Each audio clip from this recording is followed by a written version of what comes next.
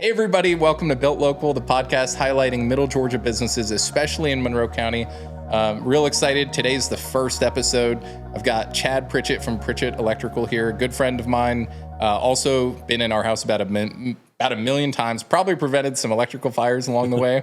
And just real excited about this. And appreciate you coming on, man. Of course, it's excited to be here. We were talking a minute ago before I made the rookie move and didn't hit record. No worries. About so you started in 2022. 2022.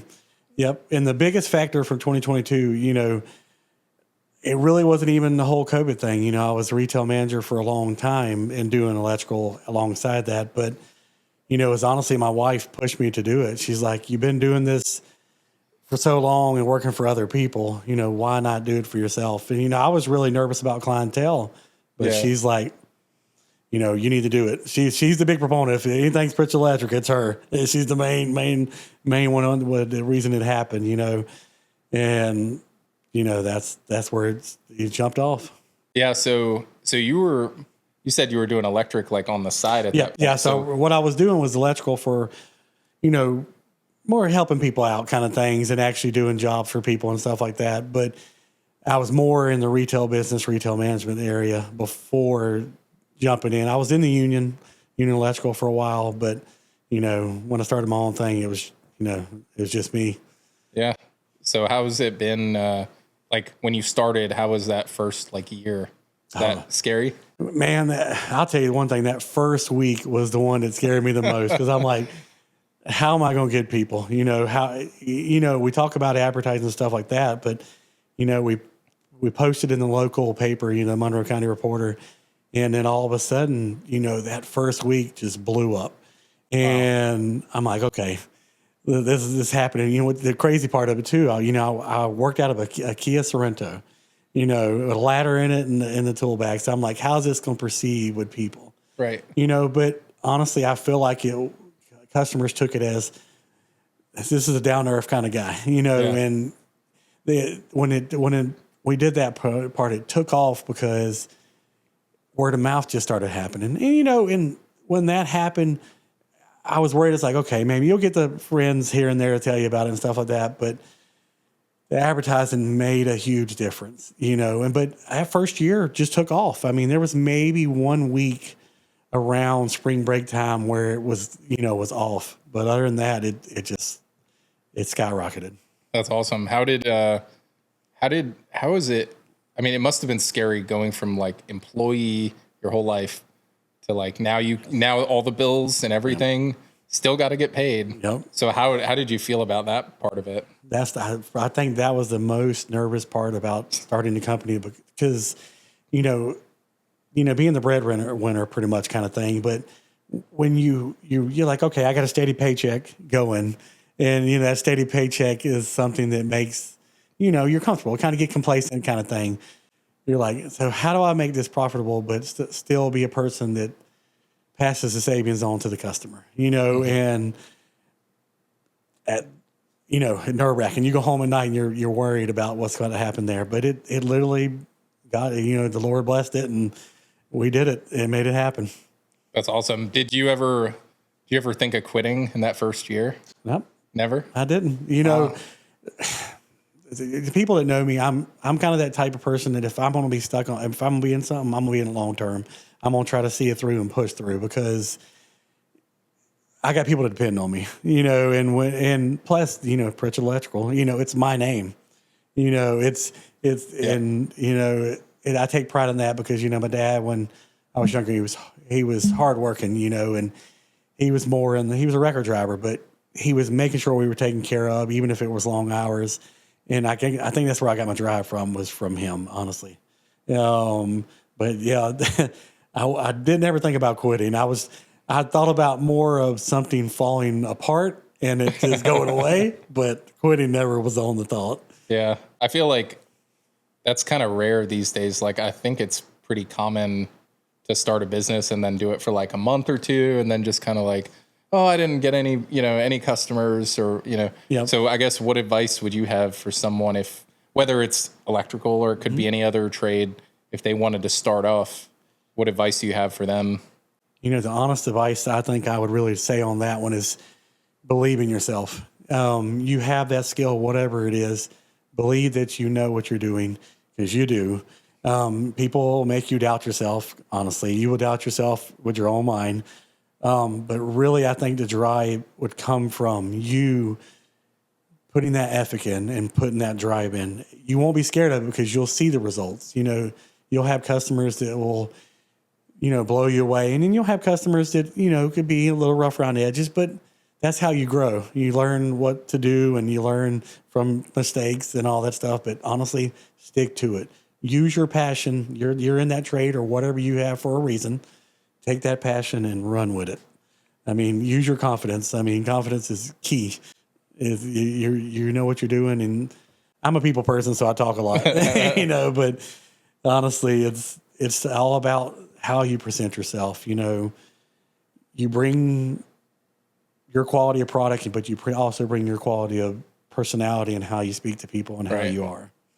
Yeah. Well, you mentioned something too that stuck out that I have to ask about, mistakes. Yeah. So early on, do you have like one mistake that sticks out in your mind, like still to this day, where you're like, yeah, I mean, honestly, the mistakes that I would think that would be really stuck out to me would be, you know, you're at a customer's home, and you're thinking, and one that sticks out to me, I guess, would be the one you're thinking about something, the pathway you want to do. You want to find a path, right?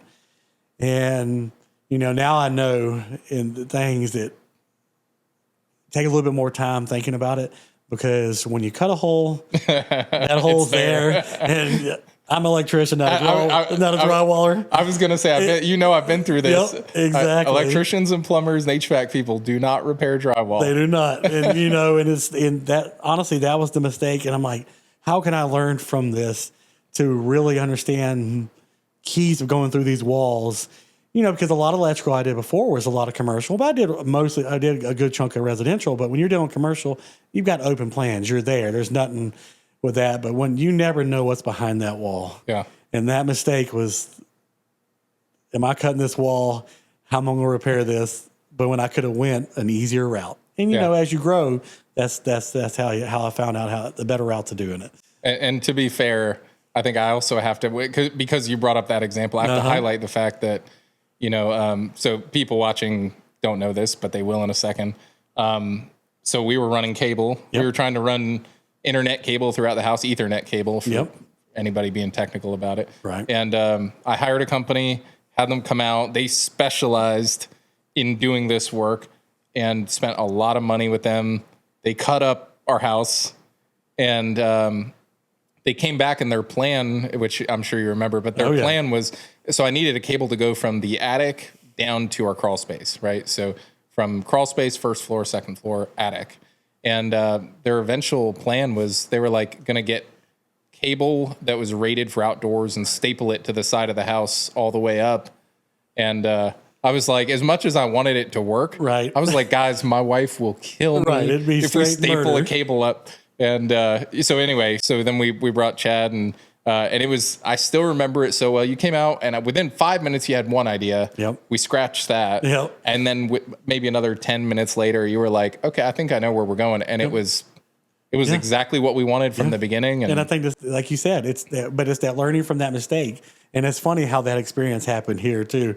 So, you know, as I've learned from it and I look for pathways, especially to, you know, 2-story homes, you never know what you're going to run into. You know, honestly, you never know what's behind that wall, but you can kind of see, it's like, okay, I see what the builder was doing there. Just because we were talking about attics, and now it led me to wonder, do you have any critter stories? Oh my word. Okay. Do you give me like your best critter story? The best one I've ever had was it was in Monroe County. The gentleman that was working with me, you know, he was under the crawl space, and I just remember there was a snake that literally in front of me crawled under there toward him. I remember grabbing that snake, pulling it out, and throwing it into the woods because it's going right toward this man. And it's what is happening here? And I remember that story, and it just sticks with me. But I've been under, and I want to share one more. I've been under a crawl space before where it's so tight on there already. It's certain ones. And you've got crawl spaces that are not encapsulated, you know, and you go in there, and I'm like, smell a certain kind of odor. And you get deeper in there, and there's just certain kind of substance on the ground. And you're like on your back because you're having to get up into the panel and do what you need to do. And you're like, what am I breathing in right now? Like, what is this? Right. Like, because, you know, it's not the normal substances you would see under the house. It's like, what is this? But that right there was one of the moments like, what in the world did I get myself into kind of thing. So it was that one of the moments where you're like, you know, if I had a 9 to 5, I wouldn't be worried. I wouldn't be under this house. You know, I wouldn't be doing this. But the crazy thing about it is I've been wanting to do electrical since I was a child, you know, and I always told my parents that, you know, I went to Central Georgia Tech when it was Macon Tech back in the day. You know, that's where I went to go learn my electrical trade. And the way I have a passion for electrical, you know, like I love my tools. I love figuring out problems. Like I love troubleshooting. Troubleshooting is like a huge passion for me because I love being able to find what somebody else didn't figure out or take care of somebody they pushed it off for like 2 or 3 years because they're like, I don't want to get somebody to figure this out, or I've got multiple people I'm losing money on this, you know, and then you see the excitement on their face when it's found. But I like that. I like my brain going at it. Like I just love electrical. It's a huge passion of mine.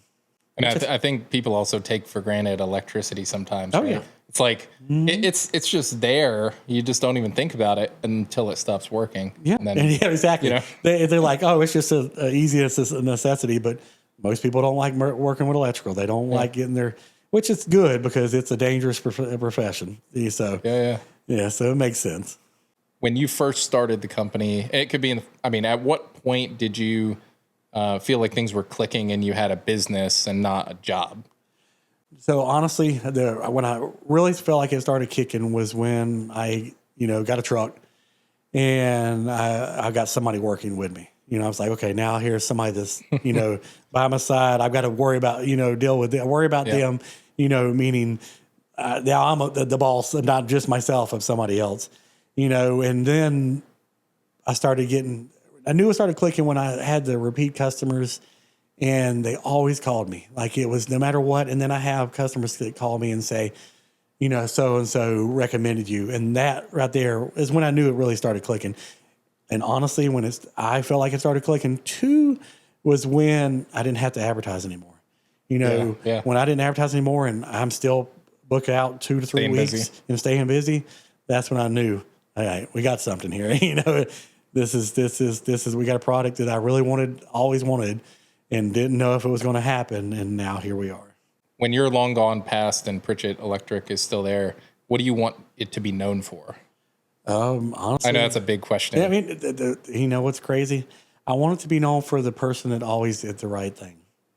I want it to be known for the person that was not trying to get over on somebody, but somebody that was, you know, that took care of the person that might have been down on their luck on themselves, you know, and was there. And maybe I want it to be like Chad was a good guy. You know, I want like that guy right there. And, you know, honestly, if I'm long gone, I want my boys to take it. You know, my sons are really into it, you know, and I got 2 of them. I got one right now that's working with me, and I got another one that's in the union, you know, and they, you know, if it's somebody that when I'm long gone, Pritchett Electric's still selling and still rolling. I think you should tell a story about that melted outlet. I think it was. Oh, yes. You know, to your point, right? Because you're talking about trying to do the right thing. So this story is crazy too. So the customer called me. We're there because their outlets in their son's room wasn't working. Like all of them weren't working. So, okay, troubleshooting call. Here we go. So we get there. I'm handling the troubleshooting call. We come to find out it was a bad breaker. And then she tells us about another part. We handle that situation. But the part that was crazy about it is I'm walking down the hallway to leave. And I look to the right, and there's a microwave plugged into an outlet. And it was plugged into the top outlet. I wish I would have brought it with me because I still had that outlet. And the bottom one was completely burnt out. Like it was no longer an outlet. It's just a hole. And I wasn't there for that, you know. That's and crazy. I said, I won't charge you for this. I just really feel better if I take care of this because that's a safety hazard. You've already got a high powerful, like a microwave in it. I really want to take care of this for you. But that's one of them things. It's like doing the right thing. Because I could have walked out and said, hey, I'm not worried about them. That's not what I'm here for. But would you have slept good at night if that house burned down? I would have dreamed about it. I would have thought about it. I would have drove by that house multiple times thinking about it. So that's an excellent point, because, a lot of people don't understand how dangerous it is, but that is extremely dangerous, because people, and, we'll bring up another point. A lot of same thing with burn outlets, space heaters. We have people that, the older generation that, they have space heaters they've had since the 90s or whatever. They're not safety minded. Even the newer ones are bad, but they'll plug them in, lead them on. And biggest part of electrical fires in homes are them space heaters or bad outlets going bad. Yeah. So, me doing I try to educate and teach people that, hey, let's kind of upgrade a little bit, or let's put it in a better form. Don't plug it in a surge protector, right. And not put it right into the outlet. Was that that desire to like always do good for other people, and was that, or help other people, was that part of your initial plan, or did you start off thinking I'm going to get freedom, have my own career, and then it just morphed into, I really like helping people? I do like the freedom in the own career thing. I do like that.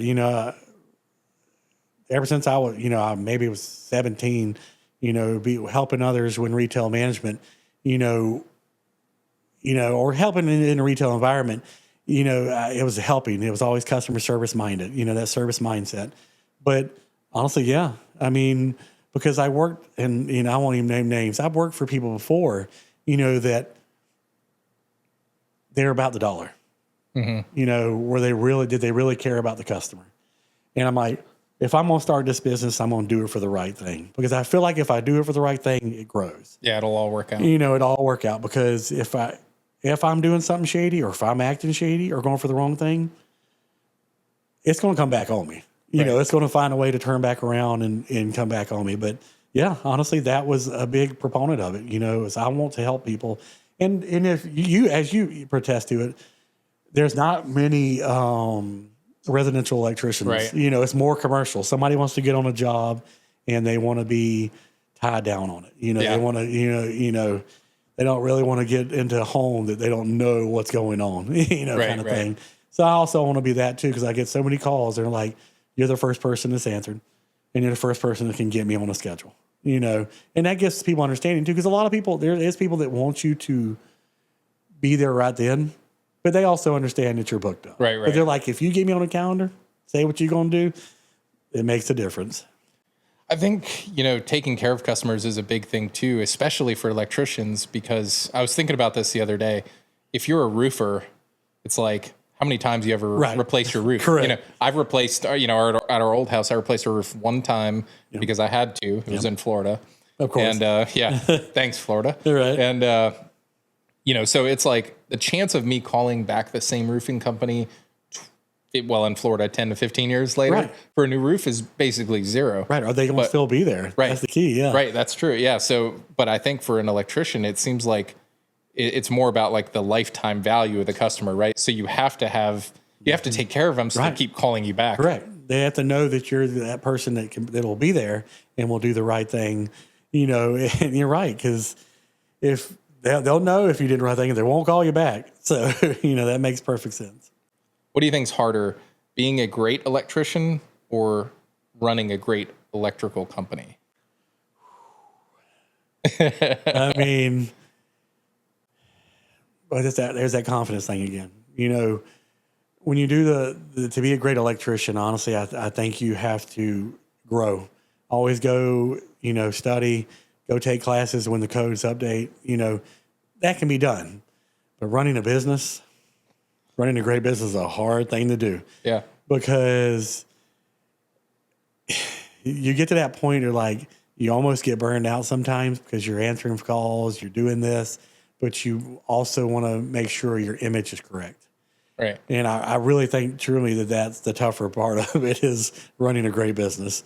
It takes that two to tango, because, and once again, I'll, go back to my wife, if I didn't have her doing the business part of it, like the accounting and all that, I don't think I'd be here 4 years. Yeah. Because I'd probably be writing it down on a book, handing out receipts and stuff like that, and losing and like what's going on kind of thing. But I really truly think you're right. That's a really good question. I mean, being a great electrician is growing and learning, but when you have passion, that could be the simpler of the two right things. Honestly. So yeah, you don't have the pressure on you, because I feel like running a business is like you're always putting out fires. Yeah. in a way. Yes, right? you truly are. It's like you always have something that you can be doing. You always have something you could do better. Yep. Calling people back, communicating back, having to follow up at the end of the day, making sure that, checks are going to the bank or things are being processed, paying employees, it's a lot. It's a lot compared to like, let me tone it being out. An employee. Let me just do this. So looking forward, what do you think Pritchett Electric looks like in the next 5 years? Honestly, in the next 5 years, I would love to have multiple trucks, multiple vans, and multiple crews. At the 5 year point, I'd love to get to that point to where I have crews out there, and it's gonna be hard to say to pull back from the field because I love being in the field. But maybe give some, bring back some family time, because I do get a lot more family time on my own business. It's weird to say, but I do. My weekends are there. Going on trips with my family are there. When I work retail, that was not there. I maybe have 1 weekend a month, but was I really off, especially when I was a store manager. But I really, in 5 years, I think it's going to be multiple vans. We're out running, and we're utilizing and helping other people grow too. Right. Maybe my sons are with me, and that's what I really want. Having their, leading the team and having apprentices and keep on growing that thing too. Because honestly, this industry or the trade industries really need younger groups. We need younger people because, men and women, because the trades are a thing to get into, the way the world is now. So, yeah. So a thought I had about, when you were talking about, in the next 5 years, I would have to kind of step out of the field, and that's kind of maybe not a great thought on its own. Right.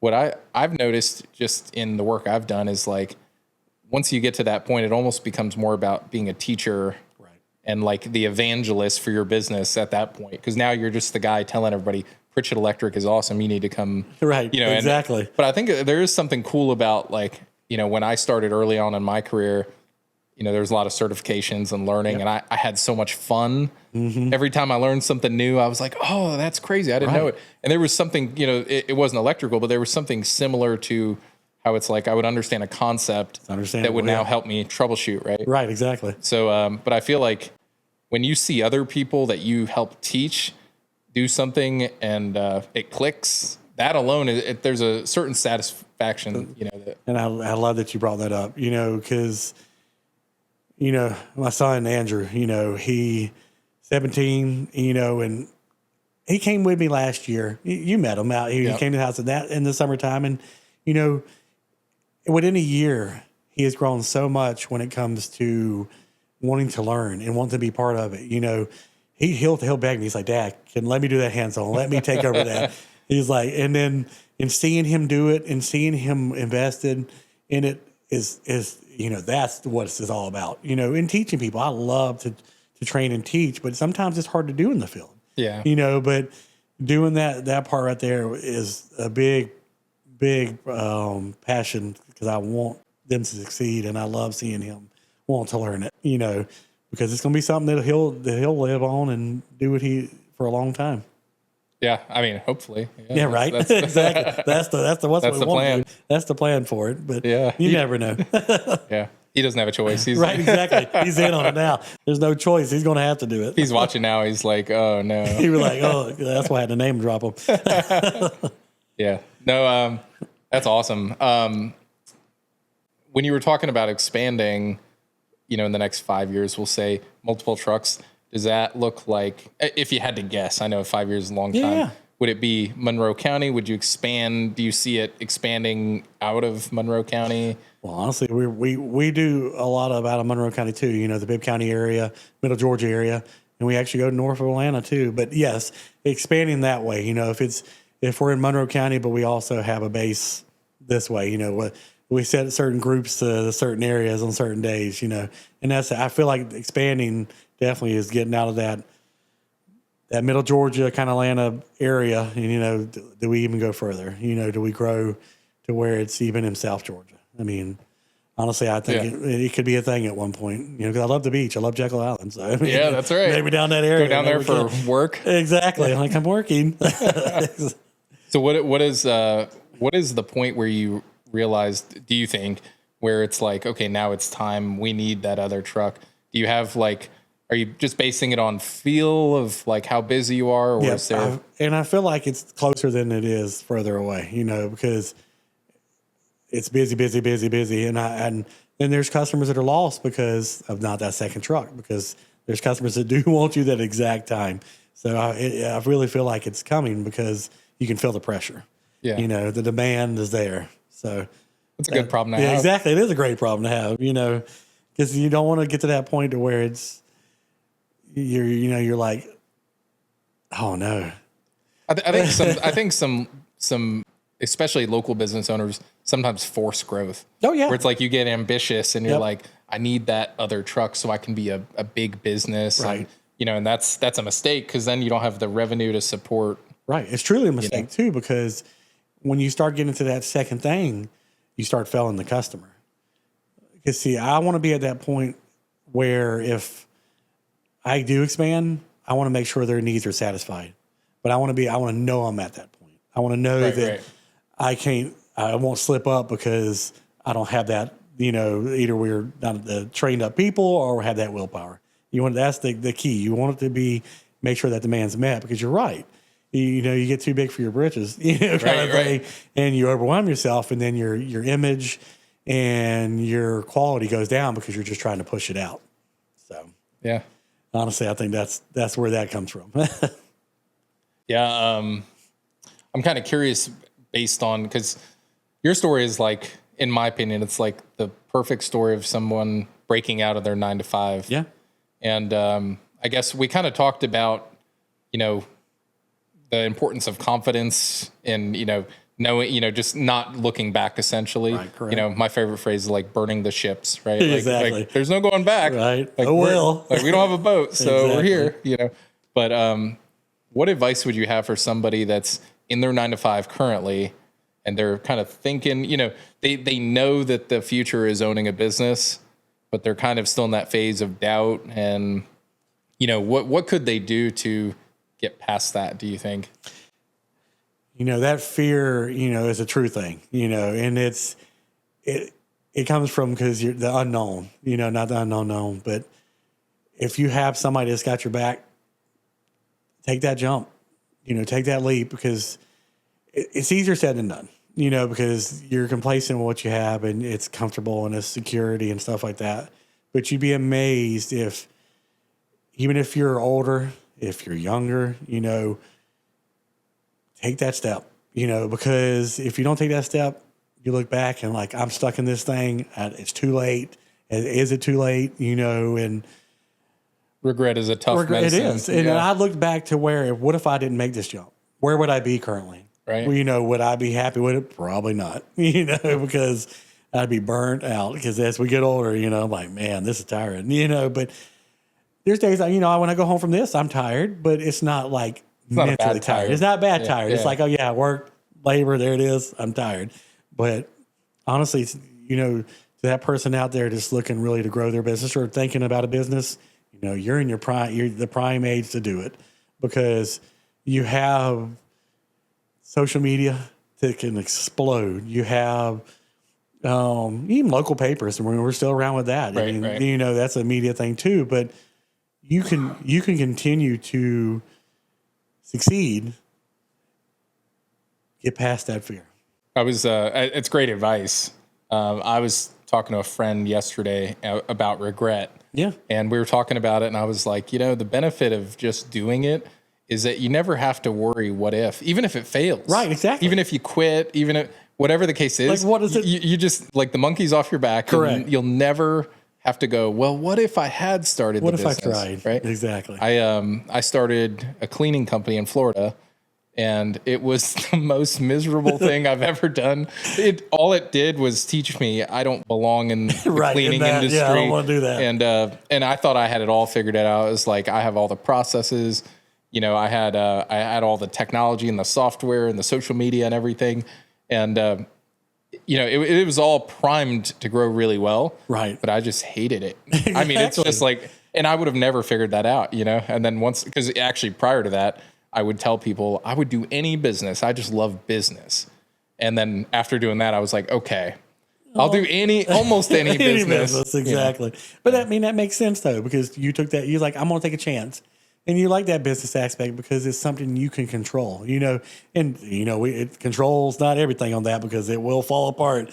But, you know, but it gives you, like you said, there's no regret, you know, and it's your passion, you know, whatever when you find your passion and you do it, you know, life's better. You know, it honestly is, you know, your family will see it and you'll see it. That's true.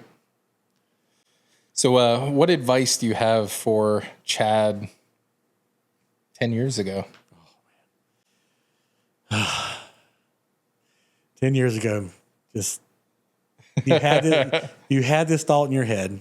You've been wanting to do electrical forever. You've been doing it. Why didn't you do it then? What held you back? You know, you've always been a confident person, but something held you back from doing it. You know, and just do it. I know it looked scary because you got young children at that point, you know, and like, oh no, I need to make sure I keep doing this and keep growing so I can pay the bills. But imagine where the company would have been if you would have jumped. That's fair. You know, I think a lot of people, that feeling of like, if I had started earlier is kind of a rough feeling sometimes because it hits all of us, especially as we get older. We're like, man, I just started this now at 40 or 35 or whatever. Exactly. But I'm definitely a strong believer that you are always being prepared for the next opportunity. You are. It's just sometimes we don't see it, you know. So I like to think that it's like you couldn't have started 10 years ago. It might have not gotten to this point, right? Maybe 10 years ago you didn't have the skills, right? And maybe it would have fallen apart. Right, it would have fallen apart. And you know, that's what I'm thinking. You know, if you get as we get older and you learn and you grow and you put your hands on it, maybe that Chad back then, maybe he wasn't ready. You know, right. Maybe that it was a good thing that it held to this time. You know, this was the time it needed to happen. Yeah. So if I gave you, you know, let's say Pritchett Electric, let's say you sold the company. Let's just like, right. It's gone, you know, it's somewhere else. I know that that's not the goal, but let's say it was gone and you had a pile of, you know, $500,000 and you had to start a company and it can't be an electric company. What are you starting? I've got a good one for you. So, you know, me and my wife, we've always talked about helping battered women, you know, some women that have been, you know, through the ringer, bad husbands, bad relationships, whatever, drug abuse, stuff like that, giving them a safe space. You know, if it's counseling, if it's a safe home, if it's the right path to get them back on track, if it's to keep them from bad situations, you know, what would that business be? You know, it's, you know, honestly, it's something that's dear and near to our hearts because, you know, a lot of people don't have strength to protect themselves, you know. Yeah. If it's childhood trauma, if it's, you know, here's a point here, church trauma. Right. You know, it's something that we could be there to help them get to the right path. You know, be a strong proponent for them. You know, if it's helping them through, getting them something to eat, something like that, or just at least somebody to talk to. You know, that's the type of business I want. You know, that would be happening. It wasn't hard to think about because we thought about it. Yeah. You know, and that would be the one. I was just thinking, as you said that, I was thinking, of course, Chad would answer with a business that involves helping people, but really isn't at all about profit. Right. Exactly. I'm sitting here thinking it's going to be HVAC, you know, and you're like, you know, that's awesome though.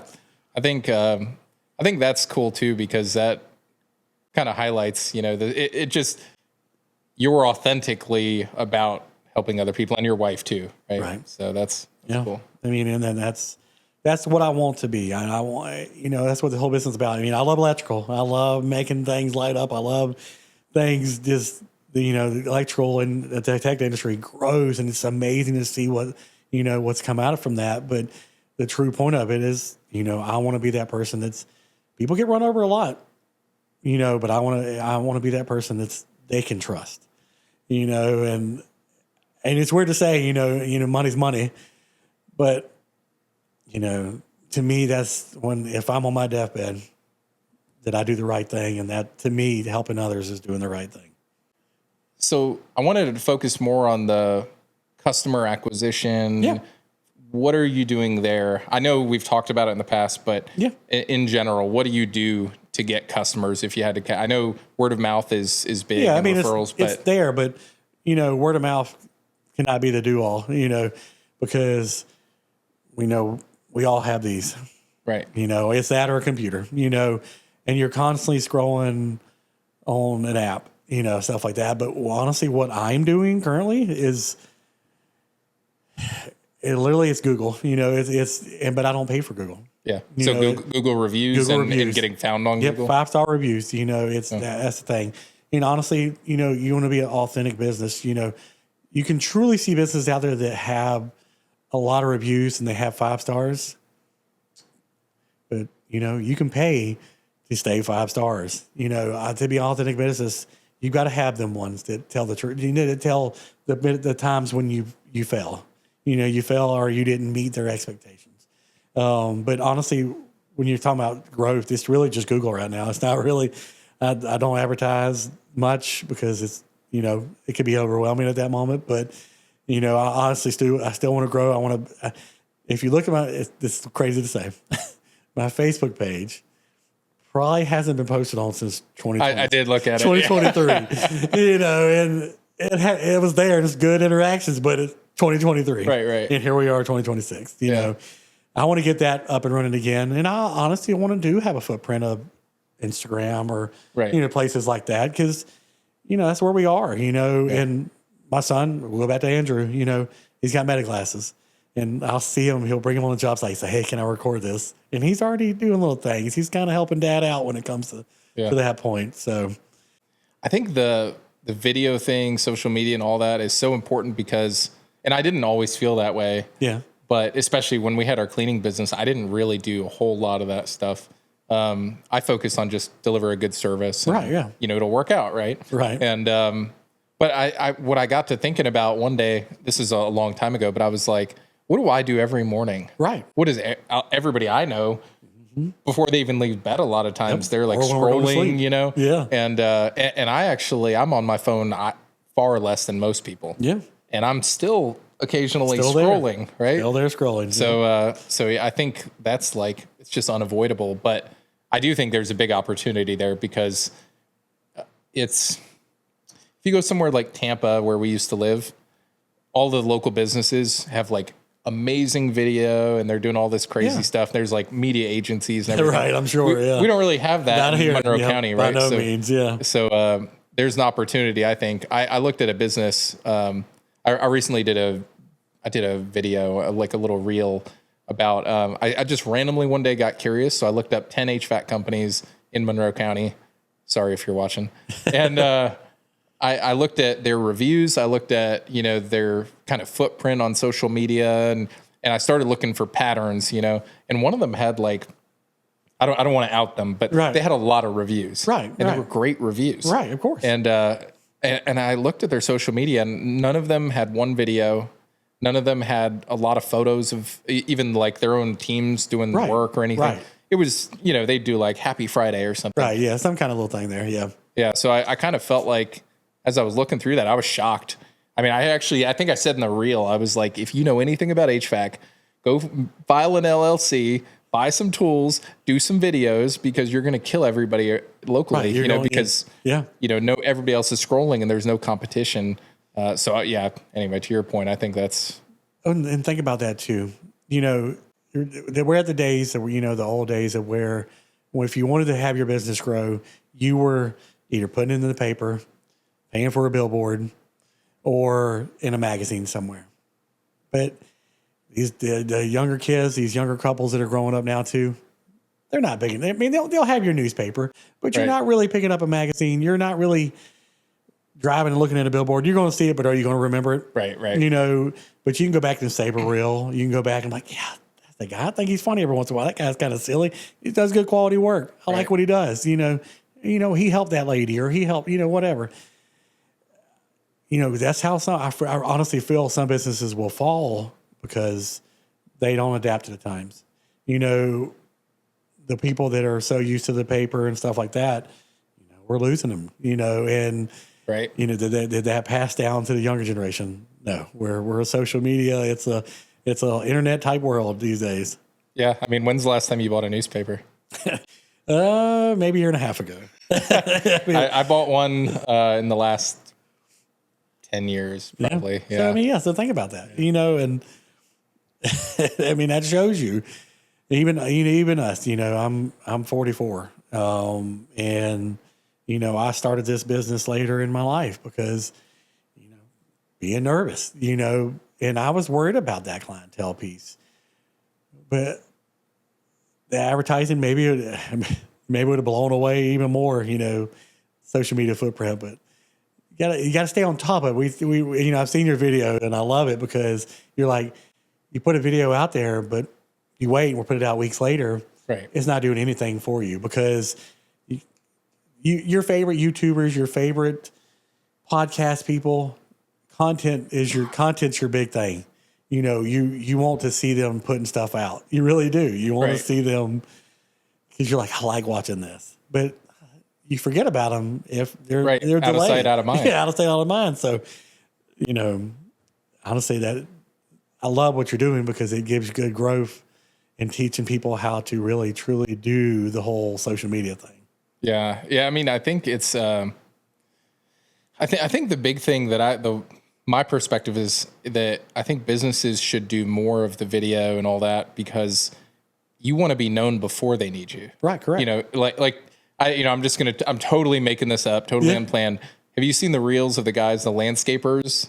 There's like a Hispanic guy. Yep. He's like soy puma, you know what I'm talking about, right? The ones that he took them on a trip. Yes. They went to Disney. He's like, if you have this, you put them on. The guys can go to Disney or I'll give them $300 or something like that. They crack me up. They have hilarious reels. And all I know is if I saw an ad tomorrow, whether on social media, especially on social media, and I saw those guys' face on it, 100%. Who do you think I'm calling from landscaping? Exactly. I feel like I know them already because I've watched 1,000 of their reels. Exactly. Right. You put that time in, and that footprint right there makes a difference. And we're all about something making us laugh, honestly. And them guys being silly and they're putting their little hats on, people loving them on, that's what you want to see, honestly. So that's a good way to make it grow. Yeah, totally agreed. If I live in Monroe County or Bibb County or whatever, I may need electric help in the future. Why Pritchett Electric? Yep. Well, the main thing about us is we're local. We're here for you. If something goes wrong, you can call me. I'm there. We're Pritchett Electric's going to be the people that's going to do the right thing. We're gonna make sure that quality work is there, and when we're in your home, and this is a big part of it. When we're in your home, you'll feel safe. Because you can have people in your homes, and you're like, I don't know about that person.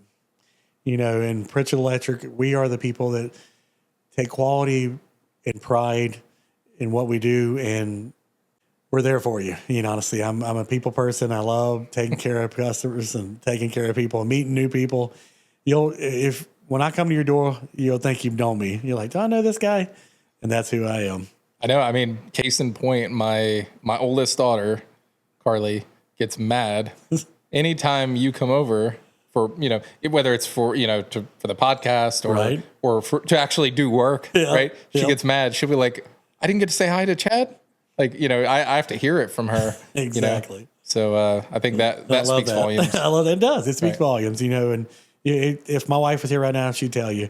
I don't mean a stranger. You can see it in my children. My youngest one, Brantley. He's a guy. He's that one that he'll talk to anybody. And she'll tell you that I'm that person that people love Chad, but it's because I like talking. I like talking to people. I like getting to know somebody, and I'm beating a dead horse, but I like taking care of people. The one story that stands out to me about you was it was on a Friday night. We have a church group at our house. We have a whole bunch of people, like 20 people every Friday night. And we were trying to get our microwave working. And at the same time, one of my daughter's jobs is to vacuum the floor, dog hair and all that. And so they plugged in the vacuum into an outlet and it popped the circuit breaker that the microwave was on. And we had no idea what happened. And I'm not totally helpless. I'm pretty helpless with electrical, but I'm not totally. No, and I was sitting there and I'm like, I don't know which. I remember now. I looked through all the panels. We have 4 panels in our house, which makes not lying, which makes no sense. But so yeah, we have 4 panels. I looked through, I think 3 of them, and I'm like, there's no circuit breaker popped. I'm panicking. My wife is trying to cook, right? And she's like, and I think I had texted or called you. It was a Friday at like 5:30, 6 p.m. It was in that, yeah. I remember this. Yeah. And you picked up the phone and you're like, oh yeah, the microwave breaker is on the outside. And I was like, oh, I forgot about that panel. But that's a reminder to me. It's like how nice it is to have a trusted company that can come back because they learn your house. They learn how it's all. Everybody has quirks. And it's weird to say, like, I could close my eyes and I could walk through your house and I know your house, and it's like, okay, yes, it's this and that. But, like to that point, you wouldn't think there'd be breakers outside and that where the meter is and panel is, but there is, here and there. Most meters these days have 4 or 8 slots, and they like to sometimes put the AC ones out there, but sometimes they'll slip that microwave in there or something else because they forgot to put it in the panel. Right. But you have so many panels in the house. I know. As I said that, I thought there's actually one more because we have a well, so we have 5 panels. Oh yeah, that one is up there on the road. You're right. Good Lord. Yeah. What do you think? This is kind of an interesting question that's just on the fly, but what do you think Monroe County business owners need to do more of? And it's something that I think I want to do more too, is to do stuff more for the community. Monroe County is more of a tight-knit kind of community. It's more of a local group. There's people that stay here, that grew up here, stay here. I grew up in Macon, but I see why people stayed here. And you have these festivals. Set up a table. Honestly, be there. Put your face out there. You got your people that, that work for you, but be there. Be the business owner that they know, like, that's Chad. I know Chad, or I know who so-and-so. You got the Pacific Festival. You've got so many opportunities you can do it. There's so many people in need too that you can maybe you could do a food thing. You give out food to less fortunate or people that just want to come to it and to get to meet you. Do stuff for your community. Be there, be present, be there for everybody. Yeah. Not just the ones that you could be your friends or the ones that are whatever. Be there for people that are maybe somebody that's scared to come out and say, hey, I need help. Yeah. Because then, grow as your community grows. Yeah. Is how I would think that. Yeah. And I think it's kind of interesting too, because a lot of times people, especially business owners, we can be guilty of kind of like always having an angle. It's like, well, if I do that festival, that I could get I can get more business. But it's not really that. It's more being out there because somebody will walk up to you in a festival and may not make that call, but they saw you there and they're like, you know what? I do need to kind of look at my HVAC or look at my electrical panel because it's from the 1900s or whatever. Thank you. Right. And they grab your business card. That is what it is. But honestly, it's really truly about being there more for your community, doing things, doing the special things. It don't have to be something big, just something, you're there. They get to know that, hey, Pritchett Electric's for Monroe County or whatever. Yeah. It's that's what honestly what I'd say people need to do. What do you think the most, let me rephrase, on the electrical topic, what do you think the most overlooked thing is in clients' houses? Like somebody that has not called an electrician in 10 years, what is like the number one thing? That's a good one. There's 2. The number one thing would be smoke detectors. You ain't gonna nobody thinks about a smoke detector until it's an issue. It's 3:00 in the morning and it's going off, and it's hardwired together, so they're all going off. And you're like, which one is it? You know, that to me, that's a big one. And the second one I think would be bathroom fans. How many times does somebody take their bathroom fan down and clean it? Because all that dust and all that stuff going on there, you wouldn't think, I was like, it's taking smell away. I need to go clean mine, I think. Yep. Because you'll see it. You pull that cover off and it looks like a dryer duct. And I've gone into, and it's sad to say, homes where a fire has happened, and it started in the bathroom fan because it got overheated. It's from all that stuff that was in it, but you don't think about it because you don't really see it on the cover. You might wipe the cover off a little bit, but you're not really digging deeper into taking that cover off and seeing all this in there. But both of them, 2 key points, the smoke detectors and the bathroom fans are overlooked things in homes. People see their outlets, they're constantly plugging in. You see your light switches, you see your lights, you see your panel, because when something goes wrong, you're going to check and see if something's tripped, but yeah. I really think it's them too. Yeah. Homes. So totally unrelated to any of this, we're going to pick a day for you to help. Because I saw that online. Yep. Someone was like, oh, these are a big cause of fires. And I 100% thought it was a lie. No. And still, you're like, wait a second. Yeah. Now you say it and I'm like, oh man. It's true. It really is, because it's a hidden danger, and people really tell you about it. They talk about the fan companies will tell you about it being whisper quiet, or they're not telling you that what could really truly happen if you don't take care of it. Yeah. It's got to be properly vented out of your house. You go into so many homes and it's vented in your attic. It's not escaping. They just vented. Somebody took the lazy way out and put it in your attic. That's crazy. Yep. And so them are the 2 key points. You got to have your smoke detectors working because, the newer ones these days are hardwired, but they have. They're only good for like 10. They're 10 years. Yeah. There's a battery in it. This 10-year life battery. And you can't take it out. It's not like you're replacing. There's ones you can get that you can replace with. They sell them, but and that's a good thing that could help people too. Go to your local fire department. They have smoke detectors, and they will give you at least one. Really? For free. I did not know that. And they will do that because they want people, they have to be safe, stuff like that. But they have them. I know for a fact they do, because I've seen them at festivals where they hand them out. But I've seen people go to it and get what they need on that. But the smoke detectors are very important because the hardwire ones, even though they've done what they needed to and they hadn't been used, after that 10-something year mark, are they working properly? Carbon detectors, carbon monoxide detectors. Yeah. Even when you don't have your gas, water heaters or whatever, if you're total electric, there's still a chance, that something can happen. So, and by code, it's there. So that's the important ones. But yeah, we definitely need to check your bathroom fan. Yeah, especially in our house. I'm like, oh man, we need to get on the calendar soon. Exactly. Yeah. Because we know they're there. Yeah. Well, we're right next to one.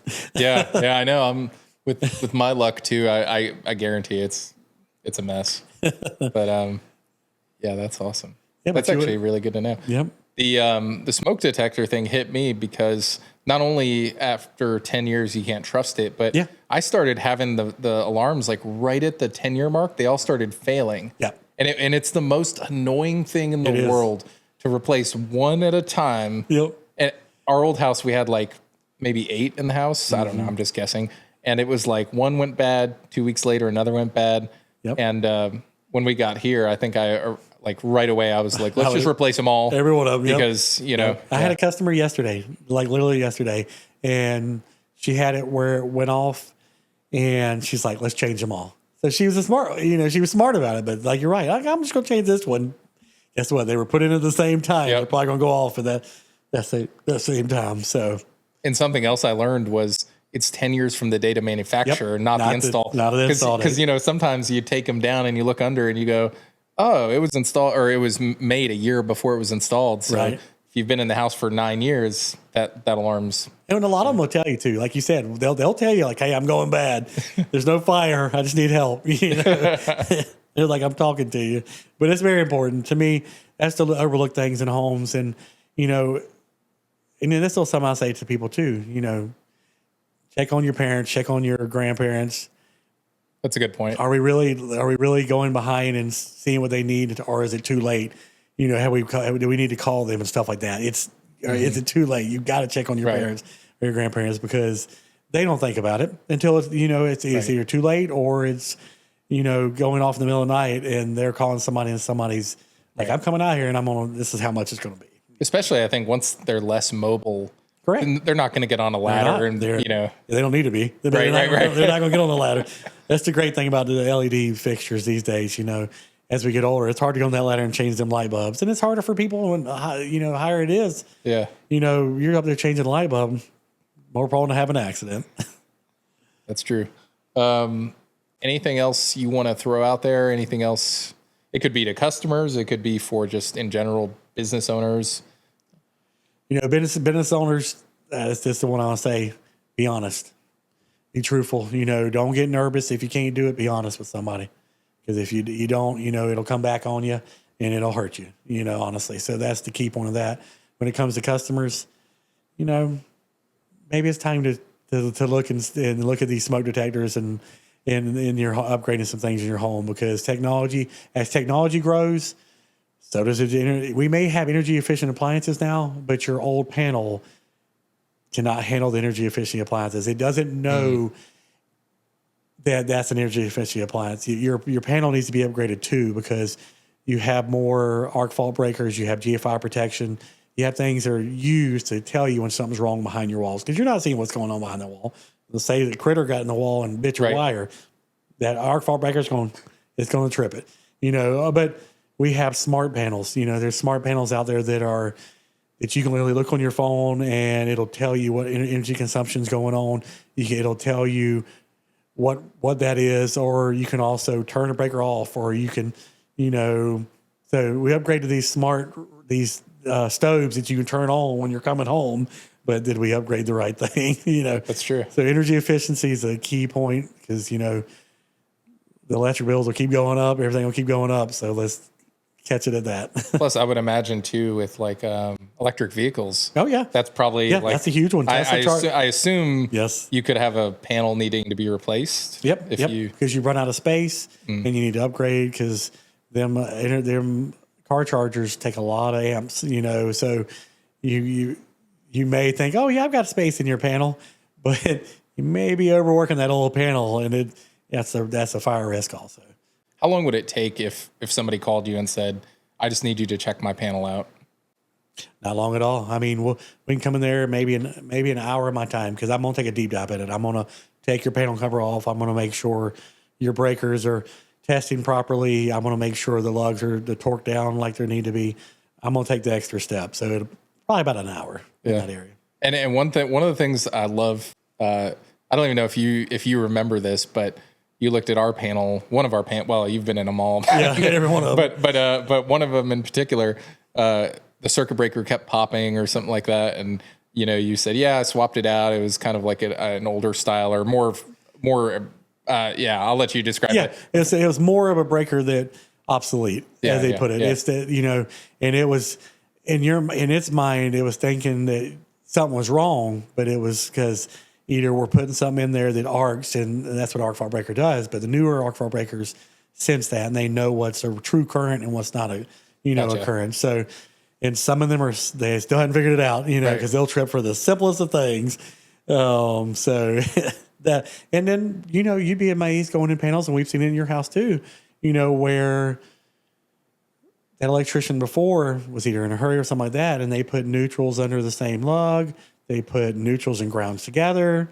Yes, that has been a pain for us, because that was actually, I think, also related to that whole microwave scenario where we had it popping constantly when the vacuum ran or whatever. Because there was multiple circuits together, and when this one's doing, there's a high risk of electrical fire, and it's a big no-no anyway. It's against code. You don't want them under that same lug anyway.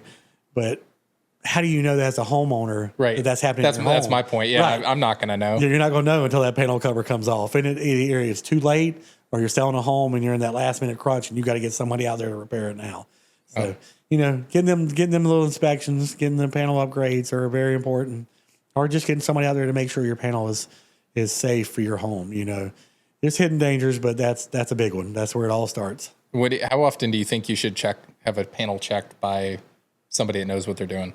Maybe every couple of years, maybe 2 or 3 years, because, you know, electrical code changes so much, you know, and you might need to put surge protection because, the newer panels, we have to have surge protectors in there. And they're huge. All your electronics, your computers, your TVs, your camera, when you're charging up a camera, surge, you can stop it. You can lose thousands of dollars of stuff if you have proper grounding or surge protection in your home. Grounding is more of a thing where, it's throwing it to the ground. It don't really have to do with surge protection, but, that's another safety thing too when lightning hits near your home. But surge protectors are big upgrades. And honestly, most panels, I'd say 50% of the panels in Monroe County probably don't have surge protection. Wow. Maybe less than that. It only really truly became code. I mean, we'll say 8 years ago, maybe, or I don't really know. That's perfect timing because that's how old our house is. Yep. And we didn't have it. You didn't have it, but you exactly. installed it, and we had the one larger surge protector at the boundary of the house where the power comes in. Yep. Then we had additional smaller ones on each panel, which for me as a homeowner has given me peace of mind because I'm terrified, especially with lightning around here. Oh, yes. Because with all the trees and all that stuff too. I mean, it's going to happen anywhere, but that surge protection is huge because even if let's say they're working on the road, and there's a surge that happened, it could be a surge that it's not meant to be, but it could be a surge that will take out your vital equipment, and that's an expensive. It's an expensive fix, and we talk about that key of surge protection, but I think it's cool, and it's not that expensive to get you a surge protection. These surge protectors are maybe $100. If you get a real fancy one, a couple $100, but put it in pretty much probably the same thing. But it's something that people don't think about. They're thinking, that's a good point too. We're talking about surge protectors. Check your surge protectors too, because I've gone in homes that I've seen surge protectors that were probably back around before Nintendo was started. Wow. Then the first Nintendo came out, and they're like, "What are we still using this for?" Because the surge protector is going to give out. Every time it has to do its job, it burns away. The joules burn away. It's going to burn what the protection is away, and then it's just. I had no idea. Yeah, then it's just a plug. It's a plug that you can turn on and off. So it's going to be things we don't think about, and people will plug the ungodly amount of things in one surge protector. Crazy things, So safety is the key. You can stop a lot of electrical fires by just knowing the proper way and upgrading. I understand it could get a little expensive sometimes, but surge protectors, the ones that we use, space heaters, you just got to check them, and well, the cost of not checking it is way worse than the cost of doing it. That's, I don't love buying anything electrical related, but what I really love is having our house and everybody safe. Yeah, correct. And, because you won't have a peace of mind. Let's say your kids are home, and you're out, and you want to have that peace of mind. Like, okay, what? It's just like locking a door. Right. Do you want to, that door's locked. It makes you feel safe and go to sleep at night. Thanks for sitting down to chat. I've loved it. As usual. I've been looking forward to this, and I think it's going to be a great thing because do we really have a presence in this town that can do this for business owners or learn if somebody's looking at a video and they would be like, hey, I might want to get an electrical trade, or I want to get an HVAC. I want to get in, plumbing. I want to do this, younger generation, AI's not taking that, Right. They're not taking that. So it's something to be good in, and it's a powerful place. Even the union, it's a great place to have too. Like I said, my oldest son, he's in the union, and he started as an apprentice, and he's almost to get to his journeyman. And if he keeps it going, he'll be set for life. And he's young, and he's got somebody who's got his back too. So. Yeah, I think to one final point, the importance of trades. Yep. It's my favorite story. So we were living in Florida.